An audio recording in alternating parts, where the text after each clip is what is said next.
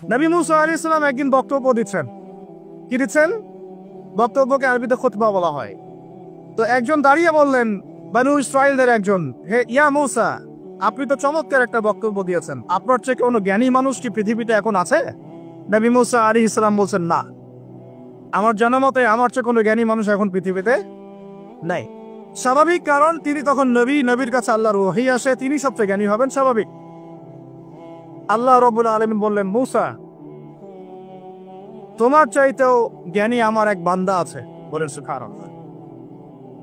নবী মুসা আলাইহিস সালাম যখনই শুনতে পারলেন যে আমার চেয়েও জ্ঞানী একজন বান্দা আছে, তিনি বললেন যে আমি তার সাথে দেখা করতে চাই, আমি তার সাথে দেখা করতে চাই। যুবকরা শোনেন, জ্ঞানী মানুষের সন্ধান পাওয়ার পরে নবী মুসা নবী হয়েও দূর দূরান্ত সফর করেছেন ওই জ্ঞানী মানুষের সাথে সাক্ষাৎ করার জন্য। তা আপনারা রেডিমেড ইসলাম চান, আপনারা ফেসবুক শরীফে ইসলাম চান, ইউটিউব শরীফে ইসলাম চান, কিন্তু সফর করে, কষ্ট করে, পরিশ্রম করে আলেম ওলামা পর্যন্ত পৌঁছাতে চান না। 3 ঘন্টা বক্তব্য শুনতে রাজি আছেন, কিন্তু আপনারা 3 ঘন্টা কোরআন তেলাওয়াত করতে চান না। তো রেডিমেড জিনিস পেলে মানুষের মূল্য বোঝে না। ওই যে সাহাবীরা যারা রক্ত দিয়ে ইসলাম প্রতিষ্ঠা করেছে, তারা জানতেন ইসলাম কি জিনিস। আমরা রেডিমেড পেয়েছি, তো আমরা বুঝি না ইসলাম কি জিনিস, আমরা বুঝি না, বিশ্বাস করেন আমরা বুঝি না। তো যাই হোক, তো মুসা আলাইহিস সালাম বলছেন, যদি আমাকে যুগ যুগ ধরে সফর করতে হয় তবুও আমি সফর করব, তারপরেও আমি তার সাক্ষাৎ চাই। আল্লাহ পাক বললেন, ঠিক আছে, তুমি তাকে পাবে যখন মাজমাউল বাহরাইন বলা হয়, 2 সমুদ্র যেখানে মিলে যাবে সেখানে তুমি আমার সেই বান্দাকে পাবে। কোথায় পাবে ভাই? 2 সমুদ্র যেখানে মিলে যাবে সেখানে পাবে। এখানে আপনি ভৌগোলিকভাবে এর ব্যাখ্যা নিতে পারেন, আধ্যাত্মিকভাবে নিতে পারেন।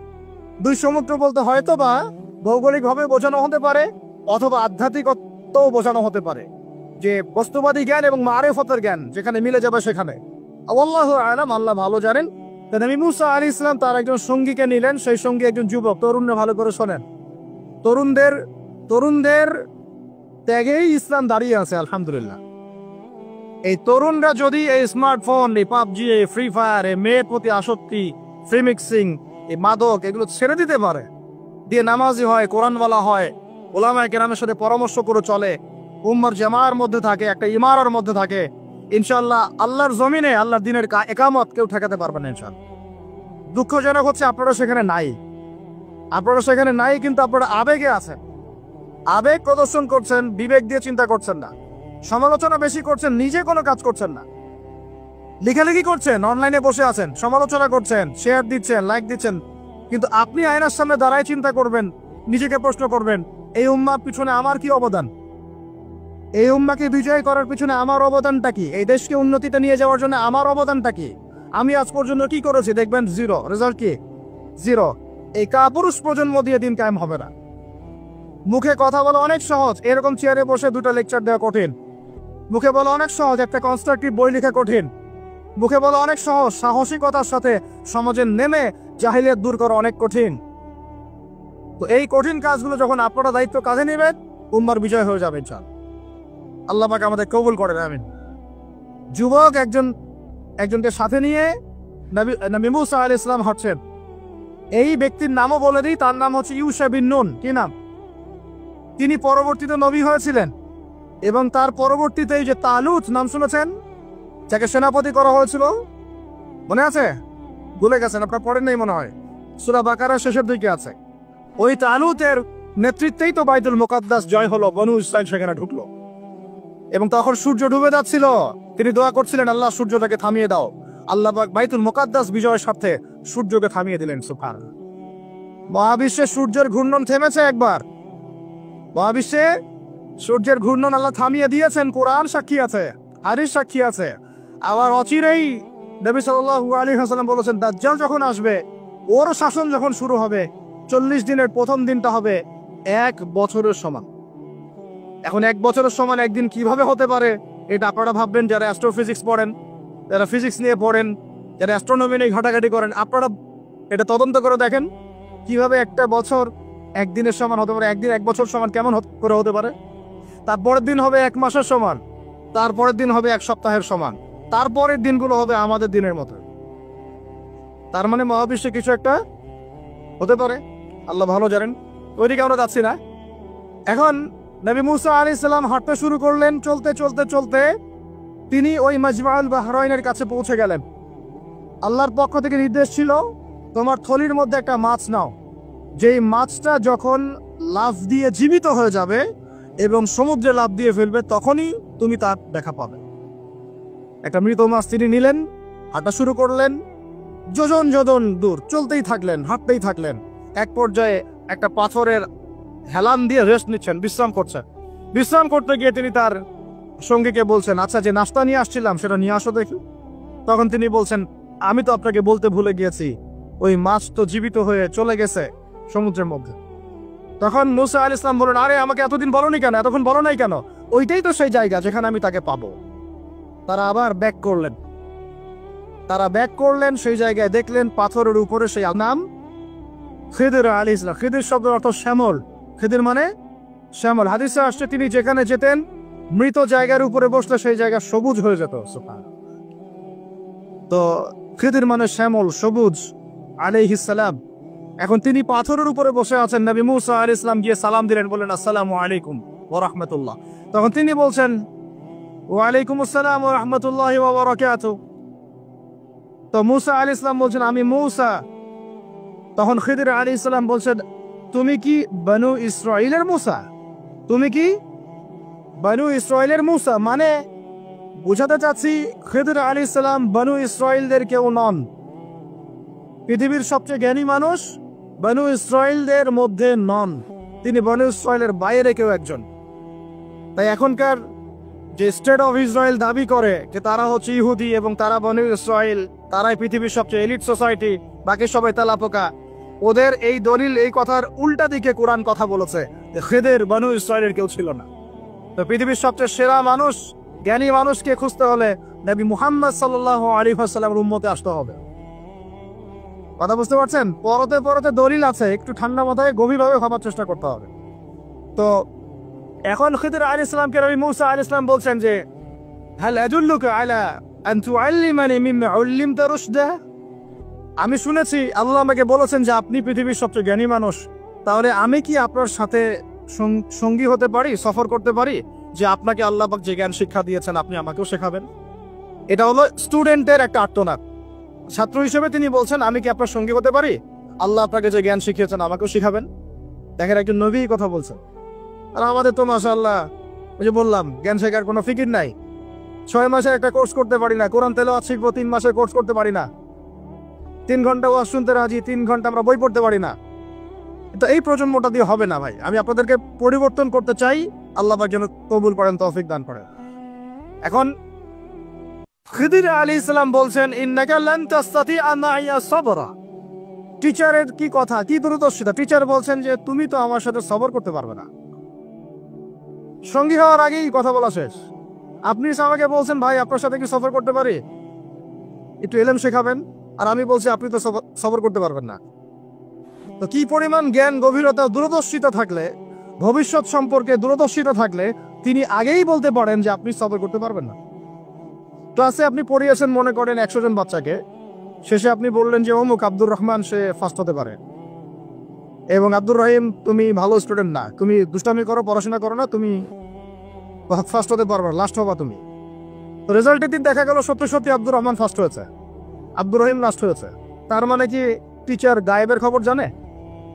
এটা কি তার হিকমা, তার প্রজ্ঞা, তার বাসিরা, তার অভিজ্ঞতা? আল্লাহ পাক তাকে সেই জ্ঞানটা দিয়েছিলেন।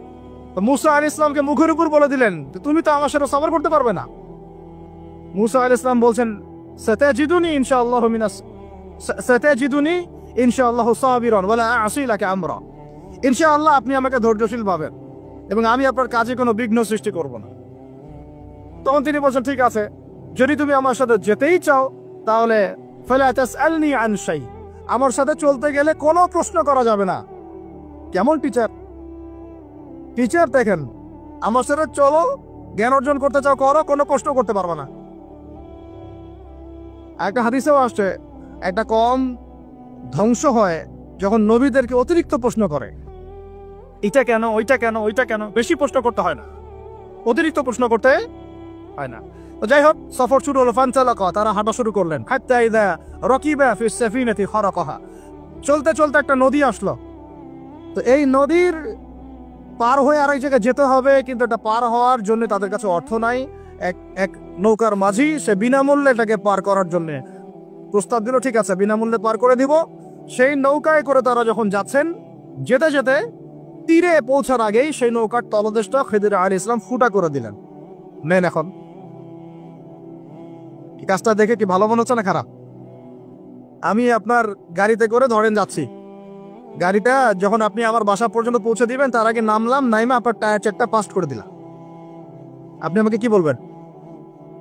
কিছু বলবেন না, ফেসবুকে গিয়ে স্ট্যাটাস দিবেন অথবা লাইভে আসতে পারে, তাই না? এই আর কি। তো নবী মুসা আলাইহিস সালাম রিঅ্যাক্ট করলেন যে লাকাদ জি'তা শাইআন ইমরা, আপনি তো একটা অন্যায় কাজ করলেন মনে হচ্ছে। এটা কেন করলেন? যারা আমাদেরকে বিনামূল্যে বিনা পারিশ্রমিকে পার করে দিল, আপনি ওই নৌকা ফুটা করে ফেললেন। তখন খিদর আলাইহিস সালাম বললেন যে আমি তো তোমাকে বলেছি, আলা মা কুল্লাক, আমি কি তোমাকে বলি নাই ইন্নাকা লান তাসতাতিআ মাইয়া সাবরা, তুমি আমার সাথে সবর করতে পারবে না? মুসা আলাইহিস সালাম বলছেন যে ঠিক আছে, আমি যে ভুলে গিয়েছি এজন্য আমাকে পাকড়াও করেন না, আমি যে ভুলে গিয়েছি কথাটা এজন্য আমাকে পাকড়াও করেন, একটা চান্স দেন আমাকে। তো ঠিক আছে চলো। আবার ফানতালাকা, আবার তারা চলা শুরু করলেন। হাত্তা ইযা লাকিয়া গুলামান ফাকাতালা, এবার একটা ছোট্ট বালকের সাথে দেখা হলো। এই 8 বছর 10 বছর বয়স হবে, এই গোলাম বালকের সাথে দেখা হলো। ফাকাতালাহু, এবার খিদর আলাইহিস সালাম তাকে হত্যা করলেন। একটা বাচ্চাকে, এটা কেমন হলো? নৌকা ফুটা করার চেয়ে বেশি ভারী না হালকা? আরো ভারী। মুসা আলাইহিস সালাম বলছেন লাকাদ জি'তা শাইআন নুকরা, আপনি তো এবার জঘন্য একটা কাজ করলেন, আপনি তো পুরো একটা নিষ্পাপ বাচ্চাকে হত্যা করে ফেললেন। তারপরে বললেন যে এরপর যদি আর একটা প্রশ্ন করো তাহলে তোমার সাথে আমার আর চলা হবে না, লাস্ট চান্স। ঠিক আছে চলেন। এবার চলতে চলতে ফানতালাকা হাত্তা ইযা আতায়া আহলা ক্বরিয়াতিন ইসতাতআমা আহলাহা ফাআবাউ আন ইউদাইফুহুমা, কোরআনে আসছে একটা করিয়া মানে একটা গ্রামের মধ্যে তারা ঢুকলেন। সেই গ্রামে ঢুকে মেহমানদারি চাইলেন, নাস্তা পানি চাইলেন আর কি। তো তারা মেহমানদারি করলো না, দূর দূর করে তাড়িয়ে দিল। অনেকটা আমাদের ওই কলকাতার দাদাবাবুদের মতো আর কি। জিজ্ঞাসা করো যে খেয়ে আসছেন না খেয়ে যাবেন, এটা আমাদের আস্তে আস্তে আমাদের মধ্যে ছড়াই পড়তেছে আর কি। মেহমান আসলে বিরক্ত হয়, কবে যাবে সেই ফিকির করে। এরা মেহমানদারি করলো না, উল্টা তাকে তাড়িয়ে দিল। যাই হোক, এখন মুসা আলাইহিস সালাম বলছেন যে এখানে একটা ঘটনা ঘটেছে। খিদর আলাইহিস সালাম দেখলেন যে বাড়ি থেকে তাদেরকে তাড়িয়ে দেওয়া হলো, মেহমানদারি করা হলো না, ওই বাড়ির একটা দেয়াল ধসে পড়ে গেছে, ওই বাড়ির একটা দেয়াল ধসে পড়ে গেছে। তখন তিনি সেটাকে নিজের হাতে আবার নির্মাণ করে দিলেন। সুবহানাল্লাহ। এটা দেখে মুসা আলাইহিস সালাম বললেন যে আপনি তো চাইলে কিছু আজর নিতে পারতেন, আপনি যে এত কষ্ট করে এটা নির্মাণ করে দিলেন, আপনি তো চাইলে একটু টাকা পয়সা নিতে পারতেন। ওরা মেহমানদারি করলো না, ওইটা দিয়ে হয়তো আমরা কি করতে পারতাম, নাস্তা পানি করতে পারতাম। তখন তিনি বলেন হাযা ফিরাকু বাইনি ওয়া বাইনাক, এই হলো তোমার আমার ফেরাক, পার্থক্য শেষ, তোমার সাথে আমার চলা আর হলো না। আমাদের নবী সাল্লাল্লাহু আলাইহি ওয়াসাল্লাম বলেছিলেন যে যদি সেদিন মুসা আলাইহিস সালাম এই প্রশ্নগুলো বারবার না করতেন তাহলে আরো অনেক জ্ঞান শেখা যেত। সুবহানাল্লাহ। তখন তিনি বলছেন ঠিক আছে, হাযা ফিরাকু বাইনি ওয়া বাইনাক সাউনাব্বিউকা বিতাউইল মা লাম তাসতাতি আলাইহি সাবরা, তবে যাওয়ার আগে আমি তোমাকে জানিয়ে দিব এই 3টা ক্ষেত্রে মূল ঘটনা কি ছিল যে বিষয়ে তুমি সবর করতে পারো নাই। আম্মা সাফিনা, ওই যে সাফিনা বা নৌকা, আম্মা সাফিনাতু ফাকানা লিমাসাকিন ইয়ামালুনা ফিল বাহর, ওই যে সাফিনা বা নৌকাটা ওইটা ছিল মিসকিনদের, মিসকিন মানে বলা হয় কি হতদরিদ্র মানুষ, জেলে টাইপের, যাদের কিছু নাই, নৌকায় মানে সমুদ্রে মাছ ধরে ধরে খায়, এরকম কিছু মানুষের ওই সাফিনা বা নৌকাটা ছিল। এবং ওদের পিছনে ছিল একটা মালিক, মালিক মানে এখানে জলদস্যু। যদি ওই সাফিনা বা নৌকাটা আমি ছিদ্র না করতাম, ওই জলদস্যুরা এটা ভালো অবস্থায় পেলে ছিনতাই করে হাইজ্যাক করে নিয়ে যেত। আমি যেহেতু ফুটা করে দিয়েছি এই জন্য এটা ত্রুটিযুক্ত, এই নৌকাটা তারা আর নিবে না। তোমার কাছে বাইরের চোখ দিয়ে মনে হয়েছে যে আমি একটা অন্যায় করেছি, আসলে আমি তাদের উপকারী করেছি। বুঝতে পারছি বাইরের চোখ ভিতরের চোখ কি জিনিস। আচ্ছা, তারপরে ওয়াম্মাল গুলামু فكان أبواه مؤمنين فخشينا أن يرهقهما তুগয়ানা ওয়া কুফরা, সুবহানাল্লাহ। এটা আমাদের এই যে শাহবাগী প্রজন্মের জন্য একটা প্রযোজ্য আর কি। কেন বলছি শুনেন ভালো করে। এবার ইনি বলছেন ওই যে বাচ্চাটাকে আমি হত্যা করেছি, এই বাচ্চাটা যদি বড় হতো সে নিজে তো কাফের হতোই, বড় কাফের, এর পিতা মাতাদেরকেও পর্যন্ত কুফরির মধ্যে নিয়ে আসতো। মানে একটা কাফের প্রজন্ম তো তৈরি করতোই, বরং এই কাফের মানুষকে কাফের করার জন্য নাস্তিক মুরতাদ বানানোর মিশন নিয়ে মাঠে নামতো। মেলে না? ওই জন্য আমি ছোটবেলায় এদেরকে হত্যা করে দিয়েছি, যাতে বড় হয়ে কাজটা করতে না পারে। কথা বুঝতে পারছেন? আর তিনি বলছেন আমি এটা নিজের ইচ্ছায় করি নাই, ওমা ফাআলতুহু আন আমরি, আমি এটা নিজের ইচ্ছায় করি নাই, এটা আল্লাহ পাকের আদেশ ছিল। বলি সুবহানাল্লাহ। আর ওয়াম্মাল জুদার فكان لغلامين يتيمين في المدينة وكان تحته كنز لهما, সুবহানাল্লাহ। আর 3 নম্বর তিনি বলছেন আর ওই যে দেয়ালটা আমি নির্মাণ করেছি, এই দেয়ালটা ছিল ওই বাড়ির 2 এতিম বালকের, সুবহানাল্লাহ। وكان أبوهما صالحا, তাদের বাবা ছিল সৎ। আর ওই দেয়ালের নিচে তাদের বাবা মায়ের রেখে যাওয়া পৈতৃক সম্পত্তি খাজানা ছিল। যদি দেয়াল নির্মাণ না করতাম মানুষ সেই খাজানা নিয়ে চলে যেত। দেয়াল নির্মাণ করেছি, ওরা যখন বড় হবে তখন ওই খাজানা তারা অটোমেটিকলি পেয়ে যাবে। তো 3টা ক্ষেত্রেই হে মূসা তুমি সবর করতে পারো নাই, তোমার কাছে মনে হয়েছে যে আমি অন্যায় করছি, কিন্তু আসলে এই প্রত্যেকটা ক্ষেত্রে আমি সঠিক ছিলাম, তুমি বলছো। এখানে একটা চমৎকার শিক্ষা আছে, একটা চমৎকার গভীর একটা শিক্ষার ব্যাখ্যা আছে, অন্তর্দৃষ্টির শিক্ষা, যে শুধুমাত্র বাইরের চোখ দিয়ে আর বাইরের এইসব সাক্ষরতার হাত দিয়ে, সার্টিফিকেট দিয়ে, নাম সিগনেচার করে, এত বইপত্র করেই মানুষ প্রকৃত শিক্ষিত হয় না। একটা গভীর একটা বুঝ দরকার, আল্লাহর মারেফত দরকার, আল্লাহ নূর দরকার, তাসকিয়া দরকার, দূরদর্শিতা দরকার, যেটাকে আমরা হিকমা বলি। ওয়ামা ইউতিল হিকমা ফাকাদ উতিয়া খায়রান কাসীরা, আল্লাহ বলেছেন যাকে হিকমা এবং প্রজ্ঞা দেওয়া হয়েছে তাকে অনেক প্রচুর কল্যাণ দিয়ে দেওয়া হয়েছে। এখানে দেখেন একজন নবী হয়েও তিনি বুঝতে পারেন নাই এই 3টা ঘটনার পিছনের কারণ কি, অথচ খিদির আলাইহিস সালামকে আল্লাহ পাক এমন জ্ঞান দিয়েছিলেন যে এই জ্ঞান দিয়ে তিনি ব্যাখ্যা করলেন যে পিছনের কারণ কি ছিল। এখন এই ঘটনাটা আপনার আমার জন্য শিক্ষাটা কি, এই যুগের সাথে কি সম্পর্ক? আমি বলেছি সূরা কাহফ আপনাকে দাজ্জাল থেকে বাঁচাবে। আমি বলেছি সূরা কাহফ সেই সূরা যা আপনার অন্তর্দৃষ্টি, ভিতরের চোখ খুলে দিবে, আপনার কলবে নূর নিয়ে আসবে। আপনি এমন কিছু দেখবেন, বুঝবেন, শুনবেন যা সবাই বুঝতে পারছে না, সবাই শুনতে পারছে না, সবাই দেখতে পারছে না। এখন বাইরের চোখ দিয়ে আপনি দেখছেন পুরো বিশ্ব মুসলমানদের, কোটি কোটি মুসলমান, একদম 60টা 70টা 100টা রাষ্ট্র, কত মিলিটারি বাহিনী, কত আমাদের প্রযুক্তি, কত পুলিশ, কত র্যাব, কত আমাদের পলিটিশিয়ান দিয়ে ভর্তি। আদতে ভিতরের চোখ দিয়ে দেখলে আপনি দেখবেন পুরো বিশ্বের এই লক্ষ কোটি মুসলমান আজকে জাতিসংঘের হাতে বন্দী হয়ে গেছে। ও যদি বলে ডানে যাও, মুসলমানরা ডানে যায়, যদি বলে বামে যাও, মুসলমানরা বামে যায়, কিছুই করার নাই। এটা ভিতরের চোখ দিয়ে আমরা দেখছি, ভিতরের চোখ দিয়ে। এটাকে ফর্ম করা হয়েছে দ্বিতীয় বিশ্বযুদ্ধের পরে 1945 সালের দিক থেকে। এটার এজেন্ডাই ছিল একটা, যে পুরো বিশ্বের কাফেরদেরকে ঐক্যবদ্ধ করা এবং সারা বিশ্বের মুসলিমদেরকে নির্যাতন করা। প্রত্যেকটা জায়গায় মুসলিমরা যেখানে নির্যাতিত হয়েছে এর পিছনে এদের একদম স্পষ্ট ভূমিকা ছিল। এখন পর্যন্ত যদি আগামীকাল আপনি শোনেন যে গাজার মধ্যে 1000 শিশুকে হত্যা করা হয়েছে, তবুও এরা ঐক্যবদ্ধভাবে মাজলুমদের পক্ষে কোনো অবস্থান নিবে না। এরা বরং ওই জালেমদের পক্ষে অবস্থান নেবে এবং বলবে আমরা আমাদের বন্ধুদের সাথে আছি। এটা হচ্ছে আসল চরিত্র, যেটা আপনি বাইরের চোখ দিয়ে বুঝতে পারছেন না, কিন্তু আপনি খিদির হলে বুঝতে পারতেন আসল ঘটনা কি। আমার কথা কি বুঝতে পারছেন? আর এটা বাইরের চোখ দিয়ে দেখলে আপনি বিশ্ব রাজনীতিতে বুঝবেন যা হচ্ছে এগুলো মুসলমানদের কল্যাণের স্বার্থে হচ্ছে না, বরং আমাদের স্বার্থকে জলাঞ্জলি দিয়ে ওরা ওদের স্বার্থ প্রতিষ্ঠা করছে। আল্লাহ পাক এই জালেমদের থেকে আমাদেরকে হেফাজত করেন। এইটা হচ্ছে মূল তাগুতি শক্তি, পুরো বিশ্বের মূল তাগুত, মূল কুফর, মূল শিরকের গোড়াই হচ্ছে এটা। বিশ্বাস করেন ইমামুল মাহদী যখন আসবেন এবং ঈসা ইবনে মারইয়াম যখন আসবেন, ইনশাআল্লাহ তাআলা এই গোড়ার তাগুতি শক্তির কোনো অস্তিত্ব এই পৃথিবীতে থাকবে না ইনশাআল্লাহ। আমরা এটাও জানি 80টা পতাকা একত্রিত হবে। কতটা? 80টা পতাকা একত্রিত হয়ে মুসলমানদের বিরুদ্ধে তারা যুদ্ধ করবে। ইতিহাসের ছাত্র কেউ থাকলে আমার সামনে দাঁড়ায় বলেন তো, এই পুরো বিশ্বের ইতিহাসে কোনোদিনও 80টা ফ্ল্যাগ একত্রিত হয়ে মুসলমানদের বিরুদ্ধে লড়েছে? হয়েছে এই ঘটনা কখনো? তার মানে হয় বর্তমানে হবে অথবা ভবিষ্যতে হবে। আর আপনাকে যদি জিজ্ঞাসা করি এটা কাদের দ্বারা সম্ভব, পুরো বিশ্বের 80টা ফ্ল্যাগকে একত্রিত করা কাদের দ্বারা সম্ভব? আপনার বিচক্ষণতা থাকলে, খিদির যদি আপনি হয়ে থাকেন, আপনি বুঝতে পারবেন কাদের দ্বারা সম্ভব। এখন এটা হলো জিওপলিটিক্যাল অবস্থা। তবে ওইখানে যে ওদের মধ্যে সবাই এক তা নয়, ওদের মধ্যেও দুটো ভাগ আছে।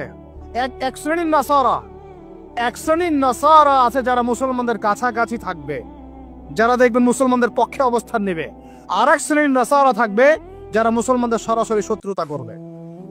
এই বিষয়ে আল্লাহ পাক সূরা মাইদার মধ্যে স্পষ্ট বলেছেন, ইয়া আইয়ুহাল্লাযীনা আমানু, হে মুমিনগণ, লা তাত্তাখিযুল ইয়াহুদা ওয়ান নাসারা আউলিয়া, তোমরা ইহুদি এবং নাসারাদেরকে বন্ধুরূপে গ্রহণ করো না। কে বলেছেন? কে বলেছেন? এখন আপনি কি আল্লাহর দিকে তেড়ে আসবেন? আপনি কি আল্লাহর সামনে আল্লাহর দিকে তেড়ে আসবেন?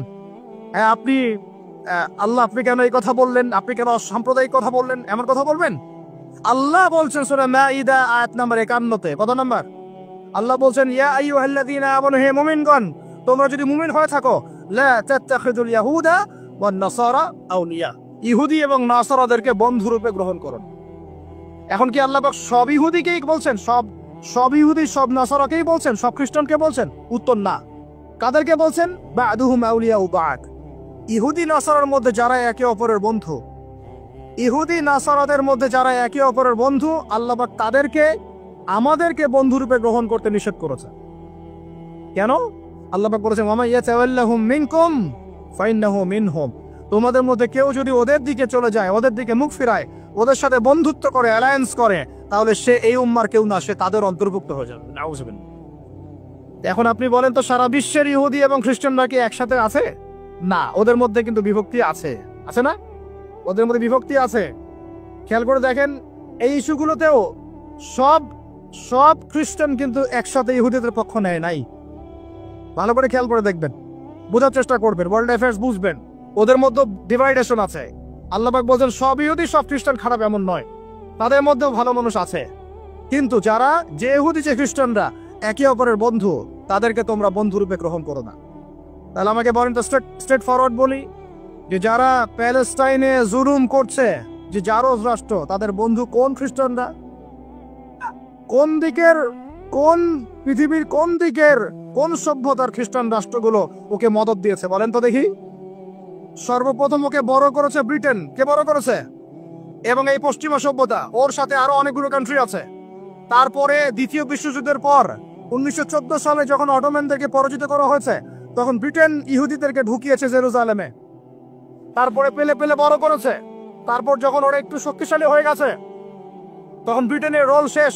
দ্বিতীয় বিশ্বযুদ্ধের পর সে দায়িত্ব চাপিয়ে দিয়েছে আমেরিকার হাতে। এরপরে সে এই জারজ রাষ্ট্রটাকে আস্তে আস্তে বড় করতে করতে ওই শিশু থেকে একদম ঘোড়সাওয়ারের ঘোড়ায় পরিণত করেছে, আরো শক্তিশালী করেছে। এবং বিগত 1945 থেকে এই 2024 পর্যন্ত, এখন পর্যন্ত প্রত্যক্ষ মদত দিয়ে দিয়ে সে তাকে বিশ্বের রুলিং স্টেট বানিয়েছে। এখন সে বিশ্বের মুসলমানদেরকে বলে, ওঠো, মুসলমানরা ওঠে, বসতে বললে বস। বাস্তবতা এটা না যে আপনার অনেক মসজিদ আছে, অনেক মাদ্রাসা আছে, অনেক মুসলমান, আপনারা যুব সমাজের একদম বিস্ফোরণ, একজন বক্তা আসছে, একদম আল কোরআনে আলো, ঘরে ঘরে জালো। আদতে এগুলোর কোনো মূল্য হচ্ছে না। আদতে এগুলো দিয়ে সারা বিশ্ব দিন প্রতিষ্ঠা হচ্ছে না। কারণ বিশ্বের বাস্তবতা আমরা বুঝতে পারি নাই। বিশ্বের বাস্তবতা বুঝতে হলে খিজির হতে হবে। বিশ্বের বাস্তবতা এইটাই যে ওরা এখন এত শক্তিশালী একটা অবস্থায় গিয়েছে, ওখান থেকে আমাদেরকে তারা কন্ট্রোল করা শুরু করেছে বিগত প্রায় 100 বছর থেকে। কত বছর থেকে? এগুলো আমাদের হুঁশই নাই। আমরা মনে করি, মাশাআল্লাহ, আমি 5 ওয়াক্ত নামাজ পড়ি, কাম খালাস, আমি যাকাত দিয়েছি, কাম খালাস, আমি একদম পর্দা করি, মাশাআল্লাহ, সব কাম খালাস, আমি একটা মসজিদ করেছি, বাস কাম খালাস, আমি মাশাআল্লাহ একটা মাদ্রাসা চালাই, বাস দিন কায়েম হয়ে গেছে। Not at all. কোশ্চেন গেলেও না। যতদিন পর্যন্ত মুসলমানরা আবার সেই ওমর ইবনে খাত্তাবের শাসন কায়েম করতে পারে নাই, এই বিশ্বে মুসলমানরা স্বাধীন নয়। আমরা এখনো স্বাধীনতা অর্জন করতে পারি নাই। আমরা সেদিন স্বাধীনতা অর্জন করতে পারবো যেই দিন বাইতুল মুকাদ্দাস আমাদের হাতে হবে ইনশাআল্লাহ। ওই দিন আমরা 10 গুণ মূল্য আদায় করবো ইনশাআল্লাহ। এই যে আমাদের এক একটা ভাই, এক একটা বোন, এক একটা আমাদের শিশু, এদের এক একটা রক্তের, মাজলুমদের রক্তের 10 গুণ চড়া মূল্য আদায় করবো ইনশাআল্লাহ। আল্লাহ নবী সেটা বলেছেন যে ইহুদিদের বিপক্ষে কথা বলবে পাথর এবং গাছ পর্যন্ত, হাত্তা ইয়াকুলু শাজার ওয়াল হাজার, এমনকি গাছ এবং পাথর কথা বলা শুরু করবে, ইয়া মুসলিম, হে মুসলিম সৈন্য, ইন্না ওয়ারাইল ইয়াহুদ, আমার পিছনে ইহুদি সৈন্য দাঁড়িয়ে আছে, তাল ফাকতুলহু, আসো একে হত্যা করে যাও। এই দৃশ্য দেখার জন্য এখনো এই সভ্যতা বাকি আছে ইনশাআল্লাহ। ইনশাআল্লাহ আমরা 10 গুণ চড়ামূল আদায় করবো ইনশাআল্লাহ। আমাদের মজলুম ভাইদেরকে হত্যা করা হয়েছে, আমাদের বাচ্চাদেরকে বোম মেরে হত্যা করা হয়েছে, আমাদের বোনদেরকে দিনের পর দিন ধর্ষণ করা হয়েছে, বিগত 100 বছর হয়ে গেল। আর আশপাশে অনেক মুনাফিক বসে আছে, এরা টু শব্দ পর্যন্ত করতে পারে। ধিক তোমাদের রাজতন্ত্রের উপরে, তোমাদের ক্ষমতার উপরে ধিক্কার জানাই আমরা। যেই ক্ষমতা নিয়ে তোমরা ইহুদিদের বিরুদ্ধে দাঁড়াতে পারো না, এই ক্ষমতার উপর আমরা ধিক্কার জানাই। ওর চেয়ে ওই মাজলুম ভাইরা অনেক ভালো, যারা ওই গুটি কয়েক লাঠিসোঁটা নিয়ে এদের প্রতিবাদ করেছে। ইনশাআল্লাহ এই প্রতিবাদ কিয়ামত পর্যন্ত থাকবে ইনশাআল্লাহ। আর আমাদের সরকার যদি আমাদেরকে সুযোগ করে দেয়, ইনশাআল্লাহ আমরা সেখানে শরীক হব ইনশাআল্লাহ। আমরা তো আর বিচ্ছিন্নভাবে শরীক হতে পারবো না। আমরা একটা জাতি গঠন করব। আমরা তো রাষ্ট্রের বাইরে না, আমরা সরকারের বাইরে না, আমরা বিদ্রোহী না, আমরা সরকারের বিরুদ্ধে কোনো অবস্থান নেই না। আমরা দাবি জানাবো, যদি আমাদের প্রত্যেক সদস্যকে, মানে আমাদের এই যে আমাদের দেশের যারা প্রশাসনে আছেন, আমজনতার মধ্যে আছেন, যাদের মধ্যে জিহাদের জজবা আছে, যারা ইহুদিদের সাথে জিহাদ করতে চায়, এই মানুষগুলোকে আপনারা প্রশিক্ষিত করেন, করে গাজায় পাঠান ইনশাআল্লাহ।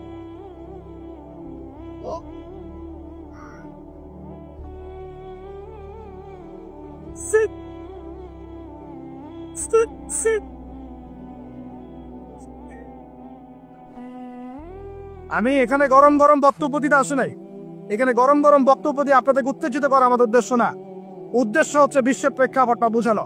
এই বিশ্বে আমরা স্বাধীন হতে এখনো পারি নাই।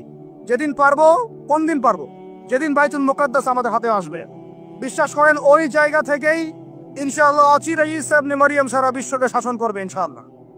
ওই সময় দেখবেন মুসলমানরা স্বাধীনতা কাকে বলে। আমি বলেছি এক একটা জুলুমের 10 গুণ চড়া হিসাব আদায় করা হবে ইনশাআল্লাহ। এটা হবেই, আমরা পারি আর না পারি, আমরা দেশে থাকি আর না থাকি, আপনারা থাকেন আর না থাকেন, আমাদের বাচ্চারা থাকুক আর না থাকুক, একটা প্রজন্ম আল্লাহ পাক নিয়ে আসবেন। একটা প্রজন্ম আল্লাহ পাক নিয়ে আসবেন। আমি বলছি ওই প্রজন্ম টিকটক প্রজন্ম না, ওই প্রজন্ম এইসব মানে সেলফি ছড়াও নাইওয়াস প্রজন্ম না। ওই প্রজন্ম এরকম না যে নামাজ পড়ে না, কোরআন তেলাওয়াত করে না। ওই প্রজন্ম এমন না দাওয়াতের মেহনত নাই, ওই প্রজন্মের জিহাদের কোনো জজবা নাই, ওই প্রজন্মের মধ্যে ইসলামের সাথে এই কোনো জ্ঞান নাই, ওলামায়ে কেরামের কোনো সোহবত নাই, দিন প্রতিষ্ঠার কোনো ফিকির নাই। এমন প্রজন্মের কোনো প্রয়োজন নাই আমাদের। আমাদের এমন প্রজন্মের দরকার যে প্রজন্মের প্রত্যেকটা যুবক ভাই নামাজি, কোরআনওয়ালা, সুন্নতওয়ালা, সুন্নতের পাবন্দ এবং তাহাজ্জুদ গুজার। এক কথায় রাতের বেলা দরবেশ, দিনের বেলার ঘোড়সাওয়ার। এইরকম প্রজন্ম যখন আমরা করতে পারবো, ওই দিন ইনশাআল্লাহ এই মাহফিল বলেন, এই মসজিদ, মাদ্রাসা, এই রাষ্ট্র সব সফল হবে ইনশাআল্লাহ। এখন শুধু বেসিক কাজ করা হচ্ছে, আমাদের মূল গন্তব্য বাইতুল মুকাদ্দাস। ওইটা না আসা পর্যন্ত আমাদের শান্তি নাই, ঘুম নাই। কারণ ওরা আপনাকে ঘুমাতে দিবে না। তো আপনারা কি মনে করেছেন যে ওরা শুধু অতটুকু গাজার অতটুকু জায়গায় চায়? কোশ্চেন কালেও নয়। যে আরবরা ওদের বিরুদ্ধে এখন কথা বলতে সাহস পাচ্ছে না, ওই এক একটা আরব রাষ্ট্র দখল করে ছাড়বে দেখে নিয়ে। আমি যদি ওটা চাচ্ছি না, দোয়া করি না, কিন্তু ওদের এজেন্ডা এটাই যে পুরো, আমি আখিরুজ্জামানের স্টুডেন্ট, ওদের এজেন্ডা জায়নিজম, পেট্রোডলার থেকে শুরু করে প্যালেস্টাইন ইস্যু নিয়ে আমি আলহামদুলিল্লাহ বিগত 5-7 বছর থেকে পড়াশোনা করেছি। আমি আমার টুপির নিচ থেকে কথা বলছি না। ওদের এজেন্ডা হচ্ছে পুরো হোলি ল্যান্ডটা তারা দখল করতে চায়। হোলি ল্যান্ড কাকে বলে এটাও তো আমরা জানি না। ওরা শুধুমাত্র ওই ওয়েস্টার্ন ব্যাংক আর বাইতুল আকসা, বাইতুল মুকাদ্দাস আর এই গাজার অংশটুকু দখল করতে ওখানে আসে নাই। ওরা এসেছে পুরো হোলি ল্যান্ডটাকে দখল করতে। আমি ওলামা সম্মেলনে বলেছিলাম, পুরো হোলি ল্যান্ড তারা দখল করতে এসেছে। হোলি ল্যান্ড মানে মিশরের নীল নদ থেকে শুরু করে ইরাকের ইউফ্রেটিস নদী পর্যন্ত এই পুরো জায়গাটা তারা দখল করতে চায়। কেন চায়? কারণ তারা মনে করে ওই জায়গাটা সৃষ্টিকর্তা তাদেরকে দিয়েছেন। নাউজুবিল্লাহ। তারা মনে করে ওইটা হচ্ছে তাদের মাসিহ আসার জায়গা, এবং ওই জায়গা থেকে তাদের মাসিহ, তথাকথিত মাসিহ মানে মাসিহুদ দাজ্জাল, পুরো বিশ্বকে শাসন করবে এবং তারা তাকে সঙ্গ দিবে। এটা ওদের এজেন্ডা, এটা ওদের ভিশন। যত কিছু ওরা পৃথিবীতে করছে এই ভিশনটাকে কাজে লাগিয়ে, এই ভিশনটাকে পিছনে রেখে তারা এই কাজগুলো করছে। এটা আপনি বুঝতে পারবেন না বাইরে চোখ দিয়ে, ভিতরে চোখ দেখে পড়াশোনা করেন, খেদির হন, বুঝতে পারবেন। ওরা বাইতুল মুকাদ্দাস চায় না, পুরো হোলি ল্যান্ডটাই দখল করতে চায়। এই কারণে এই উদ্দেশ্যেই তারা বিগত 100 বছর থেকে পুরো ওয়ার্ল্ড অ্যাফেয়ার্স এর আগে রাজনীতির নিয়ন্ত্রণ নিয়েছে। কিসের নিয়ন্ত্রণ নিয়েছে? আপনি নিচু নিচু জায়গায় যত কথাই বলেন, ওই জায়গার ক্ষমতা আপনার হাতে না থাকলে আপনি জনগণকে সর্বোচ্চভাবে ইসলামের দিকে আনতে পারবেন না। আপনি এখন যদি সবাইকে জোর করে মাস্ক পরাতে পারেন আইন প্রয়োগ করে, এভাবে ওই ক্ষমতা হাতে থাকলে প্রত্যেক জনগণকে কোরআনও শেখানো যায়। ওই ক্ষমতাটা ইসলামের দরকার আছে। যদি যদি ওই ক্ষমতার বলে প্রত্যেক মানুষকে মসজিদে সোশ্যাল ডিস্টেন্স মেনটেন করানো যায়, তাহলে ওই ক্ষমতা যদি হাতে থাকতো প্রত্যেক মা বোনকে পর্দা করানো যেত, প্রত্যেক যুব ভাইকে দিন শেখানো যেত, বাধ্যতামূলক কোরআন শিক্ষাও চালু করা যেত, বাধ্যতামূলক কোরআন শিক্ষার সাথে হাদিসের শিক্ষা চালু করা যেত, সিলেবাসের মধ্যে নবীর সিরাত সংযোজন করা যেত। ইসলামে এই ক্ষমতাটা দরকার আছে, কিন্তু এটাকে অ্যাচিভ করার যে পথ পদ্ধতি, এই পথ পদ্ধতির মধ্যে আমরা আসলে কেউ নাই। নবীর তরিকার মধ্যে আমরা নাই, আমরা পড়ে আছি পশ্চিমা তরিকার মধ্যে। পশ্চিমা তরিকা দিয়ে ওই জায়গা আপনি যেতে পারবেন না, আর যদি যেতে পারেনও পশ্চিমারা আপনাকে সেখানে থাকতে দিবে না। আমাদের এখানে সবচেয়ে ভালো মানুষ যিনি, এখানকার এই এলাকার যিনি দায়িত্বশীল, তিনি যদি সবচেয়ে মুত্তাকি পরহেজগার মানুষ হন, তিনিও যদি দাঁড়িয়ে বলেন যে আমি ইসলামের পক্ষে আছি, কোরআনের পক্ষে আছি, হাদিসের পক্ষে আছি, আমি বাইতুল মুকাদ্দাসের পক্ষে আছি, মাজলুম ফিলিস্তিনিদের পক্ষে আছি, তার উপর থেকে চাপ চলে আসবে। কারণ পুরো বিশ্বের শক্তিটা নিয়ন্ত্রণ করছে এখন ইহুদিরা, নাসারারা, জায়নিস্টরা। ওই জায়গায় যতক্ষণ পর্যন্ত আঘাত না পড়ছে ততক্ষণ পর্যন্ত আপনি বিশ্বে স্বাধীন হতে পারবেন। অতএব বাইরের চোখ দিয়ে না, ভিতরের চোখ দিয়ে দেখতে শিখুন। তো ভিতরের চোখ পুরো জিও পলিটিক্সটা আপনাকে বুঝাবে। ভিতরের চোখ দিয়ে দেখলে আপনি দেখবেন মুসলমানরা এখনো তাদের অধীনে পরাধীন হয়ে আছে। এখান থেকে আমরা স্বাধীনতা চাই ইনশাআল্লাহ। আল্লাহ পাক আমাদেরকে সেই স্বাধীনতা অর্জন করার তৌফিক দান করেন। এবার অর্থনৈতিক জীবনে আসেন। অর্থনৈতিক জীবনে এসে দেখবেন আপনি মাশাআল্লাহ মনে করবেন যে আপনি তো হালাল খাচ্ছেন, হ্যাঁ গরুর গোশত খাচ্ছেন প্রত্যেক জুমায়, আমরা মাশাআল্লাহ মুরগির রোস্ট খাচ্ছি। ঢাকার মানুষ তো খালি খায় আর খায়, সবাই খাচ্ছে মাশাআল্লাহ বসে, ছেলে মেয়ে, ফুচকা চটপটি এইটা ওইটা, আর খাবারের দোকানের অভাব নাই, সবাই খাচ্ছে। ভাবখানা এমন যে দুনিয়াতে এসেছেই খাওয়ার জন্য। দুনিয়াতে আসছে তিনটা কাজ, খাবো, টয়লেট করব, আর মেয়েদের সাথে সহবাস করবো, ব্যাস, দ্যাটস অল। ভাবখানা দেখলে এমন মনে হয় আমাদের। আল্লাহ পাক আমাদেরকে বুঝদান করেন, হেফাজত করেন। এগুলো করতে দুনিয়াতে আসি নাই আমরা, এগুলো আমাদের মূল কাজ নয়, এগুলো আমাদের প্রয়োজন। আপনি মনে করছেন যে মাশাআল্লাহ সবাই হালাল খাচ্ছি, বিশ্বাস করেন পুরো বিশ্বের অর্থনীতি সুদভিত্তিক। একদম খোলামেলা বা কুল কওলান সাদীদা বললাম, আল্লাহ পাক বলেছেন একদম স্পষ্ট সরাসরি খোলামেলা কথা বলো, পুরো বিশ্বের অর্থনীতি সুদভিত্তিক। যারা এই পুরো বৈশ্বিক অর্থনৈতিক সিস্টেমের মধ্যে ঢুকে গেছে, অর্থাৎ ওয়ার্ল্ড ব্যাংক, IMF এবং ফেডারেল রিজার্ভ ব্যাংকের আওতায় চলে আসছে, এরকম কোন সেন্ট্রাল ব্যাংক 100% সুদমুক্ত হতে পারবে না। ফুল স্টপ, কোনোভাবেই সম্ভব না। আপনি যত বড় মুসলিম কান্ট্রি হন না কেন, আপনি এদের আওতায় থাকলে কোনো অবস্থাতেই সুদমুক্ত থাকতে পারবেন না। তাহলে এখন আমি যদি আপনাকে প্রশ্ন করি, বিগত 20 বছর থেকে একটা রাষ্ট্র এই জালেমদের বিরুদ্ধে লড়াই করেছিল এবং সাম্প্রতিক সময়ে তাদের কারেন্সি মার্কিন ডলারকে ছাড়িয়ে গেছে, তারা কিভাবে পেরেছে? এই তথ্য কি আপনাদের কাছে আছে? তথ্য আছে? নাম মেনশন করার দরকার নাই, আপনারা বুঝতে পারেন কি পারেন না? এই মোল্লাদের দৌর মসজিদ পর্যন্ত নয়, এই মোল্লাদের দৌর হবে বাইতুল মুকাদ্দাস পর্যন্ত ইনশাআল্লাহ। ওইখানে নামাজ না পড়া পর্যন্ত এদের ঘুম হবে না ইনশাআল্লাহ। দেখে নিয়ে এখন কথা হচ্ছে তারা পড়লো কি হবে? অনেক কারণ, যাকাত ভিত্তিক অর্থনীতি, তারপরে দ্বৈত অর্থনীতি, হালাল অর্থনীতি, দুর্নীতি কমানো, কৃষি ভিত্তিক অর্থনীতি। 3 বছরের মধ্যে ঘুরে দাঁড়িয়েছে, মাত্র 3 বছরের মধ্যে সারা বিশ্বের অর্থনীতি এখন সুদ ভিত্তিক। এখান থেকে ঘুরে দাঁড়াতে হলে আমরা অবশ্যই পারবো, কেন পারবো না? আমাদের প্রথম কাজ করতে হবে সমস্ত দুর্নীতি বন্ধ করে ফেলতে হবে। 1 নাম্বার, যত কালো টাকা সব সাদা করে ফেলতে হবে, এবং যারা কালো টাকার সাথে সম্পৃক্ত সবগুলোকে ধরবেন, ভিতরে ঢুকায় ফেলবেন একদম। ওমরের শাসন কায়েম করে ফেলতে হবে। আমরা সে জায়গায় যেতে চাচ্ছি না, আমরা বলছি আপনারাই সেই কাজ করেন। আমরা উদাত্ত আহ্বান জানাচ্ছি, যেই থাকুক উপরে, আমরা দোয়া করতে সমস্যা আছে? আমরা সে জায়গায় জোর করে যেতে চাচ্ছি না, অন্তত আমার এই ইচ্ছা নাই। আর আমি কোনো পলিটিক্যাল দলের মানুষও না, জীবনে করিও নাই, করার ইচ্ছাও নাই। আমি আমার অনুরোধ, আমার আক্ষেপ, আমার আবদার হচ্ছে সমস্ত দুর্নীতিবাজদেরকে ধরবেন আর সাইজ করবেন। উমর রাদিয়াল্লাহু তাআলা আনহুর মতো সে যদি দাড়িওয়ালা হয়, টুপিওয়ালা হয়, পাগড়িওয়ালা হয়, জুব্বাওয়ালা হয়, ইমাম হয়, তবু তাকেও ধরবেন, কোনো সমস্যা না। কালো টাকাকে সাদা করে ফেলবেন, দেখবেন এমনি বাইতুল মালের সম্পদ বেড়ে গেছে আলহামদুলিল্লাহ। দ্বিতীয় কাজ, যাকাত ভিত্তিক অর্থনৈতিক সিস্টেম চালু করা। বাংলাদেশে এমন প্রচুর মানুষ আছে যাদের একজনের যাকাতের টাকা দিয়ে একটা গ্রামের মানুষকে খাওয়ানো যাবে ইনশাআল্লাহ। এরা যাকাত দেয় না, এরা ট্যাক্সও দেয় না, সরকারকে করও দেয় না, যাকাতও দেয় না। এই ট্যাক্স ফাঁকি দেওয়া মানুষ, কর ফাঁকি দেওয়া মানুষ, এই জচ্চরদেরকে ধরতে হবে, ধরে এদের কাছ থেকে যাকাত আদায় করতে হবে, বাধ্যতামূলক যাকাত আদায় করতে হবে। তারপরে দেখবেন আমরা বৈদেশিক ঋণের জন্য বসে থাকার কোনো প্রয়োজন হবে না, আমাদের টাকা দিয়ে আমরাই চলতে পারবো ইনশাআল্লাহ। 3 নম্বর হচ্ছে দ্বৈত অর্থনীতি। ওরা কিন্তু একটা কারেন্সি চালায় নাই, একাধিক কারেন্সি চালিয়েছে। এটা অর্থনীতিবিদ যারা তারা বুঝবেন। একটা কারেন্সির অনেক দুর্বলতাও আছে, এগুলো নিয়ে আমি খোলামেলা কথা এই মাহফিল স্টেজে বলতে পারবো না। বসতে চাইলে বসেন আমার সাথে, অর্থনীতি নিয়ে বসতে চাইলে আমার সাথে বসেন, আমরা আলোচনা করি, কথা বলেন, আমাদেরকে মূল্যায়ন করেন, কথা শোনেন। ইউসুফ আলাইহিস সালাম বলেছিল না যে আমি বিশ্বস্ত, আমাকে দায়িত্ব দেন? আমি বলতে চাই আমি বিশ্বস্ত, আমাকে দায়িত্ব দেন। আমাকে 5 বছর সময় দেন, পুরো দেশের শিক্ষা সিস্টেম চেঞ্জ করে দেবো ইনশাআল্লাহ। প্লে গ্রুপ থেকে প্লে গ্রুপ থেকে নিয়ে মাস্টার্স পর্যন্ত এমন শিক্ষানীতি প্রণয়ন করা সম্ভব যে আমাদের বাচ্চারা একদম প্লে থেকে মাস্টার্স পর্যন্ত বাংলা, ইংরেজি, অঙ্ক এবং জেনারেল সাবজেক্টগুলোর সাথে কোরআন হাদিসের একটা অপূর্ব সমন্বয়ে পড়াশোনা করবে ইনশাআল্লাহ। একা করে দিতে পারবো ইনশাআল্লাহ তাআলা। আমাকে এরকম 100 জন শিক্ষাবিদ দেন, 100 জন আলেম ওলামা দেন, একটা প্যানেল করে দেন, পুরো দেশের শিক্ষা চেঞ্জ করে দেওয়া যাবে ইনশাআল্লাহ। যাদেরকে রেখেছেন এদের মাথায় গোবর আছে, যাদেরকে রেখেছেন এদের মাথায় টাটকা গোবর আছে। বইপত্রগুলোর অবস্থা দেখেছেন? বইপত্রগুলো ঘাটাঘাটি করেছেন? সমকামিতা প্রমোট করছে আমাদের দেশের মধ্যে, ট্রান্সজেন্ডার প্রমোট করছে আমাদের দেশের মধ্যে, আমাদের বাচ্চা কাচ্চা, কচি কাঁচা বাচ্চাদেরকে শারীরিক শিক্ষার নামে যৌন শিক্ষা দিচ্ছে। এগুলো আমাদের মুসলমানদের শিক্ষা?